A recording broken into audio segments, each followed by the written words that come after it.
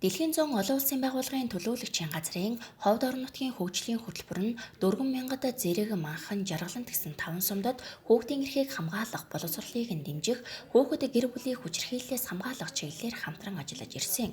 Тэгвэл өнөөдөр 2013-аас 2018 онд Ховд аймгийн засаг даргын тамгын газартай байгуулсан хамтын ажиллагааны санамж бичих тусгай хэрэгжүүлсэн ажлынхаа тайлан хэлэлцэж 2019-с 2022 он хүртэл хийж хэрэгжүүлэх ажил цаашдын зорилтынхоо талаар сан солилцсон санамж бичигт гарын үсэг зурлаа.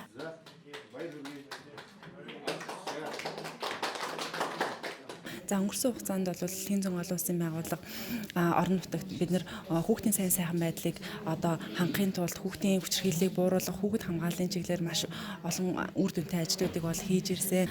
За тэрний нэг нь бол бид нэр хүүхдийн бие махбодын хүчирхийллийг бууруулах чиглэлээр бол үндэсний кампанид энийг 5 жилийн хугацаатай хэрэгжүүлээд эхэлж байгаа. За 2016-аас 2021 оны туршид хэрэгжүүлэх юм аа. За энэхүү кампанид ажил бол бид нар бас маш их одоо цаг зав хүч хөрөнгө хөдөлмөр зарцуулж байгаа. За үүний үр дүнд бол бид нэр одоо орон нутагт хүүхд хамгааллын тогтолцоог сайжруулах, за тэгснээр дамжуулаад бол хүүхдийн одоо хүчирхийлэл буурнаа гэж одоо итгэж найдаж ажиллаж байгаа. За цаашдаа бол бид нэр хүүхд хамгааллын чиглэлээр мөн өрхийн амжиргаа даван туулах чадварыг сайжруулах.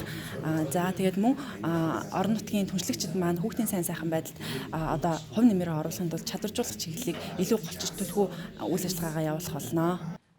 Ховд аймгийн засаг даргад өгөрч яв Дэлхийн 100 олон улсын байгууллага нь хүүхэд хөгжил хамгаалал, хүүхэд ивент тэтгэгч чиглэлээр 5 сумын төсөл хөтөлбөрөөр хэрэгжүүлэн урт хугацаанд тогтвортой үйл ажиллагаа явуулж ирсэн талархаж байна гэд бидний хойч ирээдүй болсон хүүхэд тэдний гэр бүл чиглэлсэн олон чухал төсөл хөтөлбөр хэрэгжүүлж ирсэн төслийн хамт олонд ажлын амжилт хүслээ.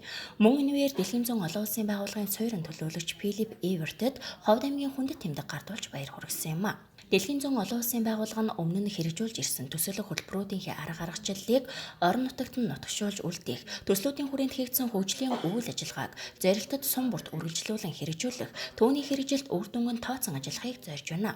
Цаашид хүүхэд хамгааллыг сайжруулах, өрхийн амжиргаа даван туулах чадварыг сайжруулах, орон нутагт хүүхэд ивент тэтгэх хөтөлбөрийг хэрэгжүүлэхээр төлөвлөж байгаа юм байна. Дэлхийн 100 олон улсын байгууллага нь 2007 оноос хойш Ховд аймагт үйл ажиллагаа явуулж эхэлсэн ба 2022 оны 9 сар хүртэл зорилттой сумдад төсөл хөтөлбөрөө хэрэгжүүлнэ.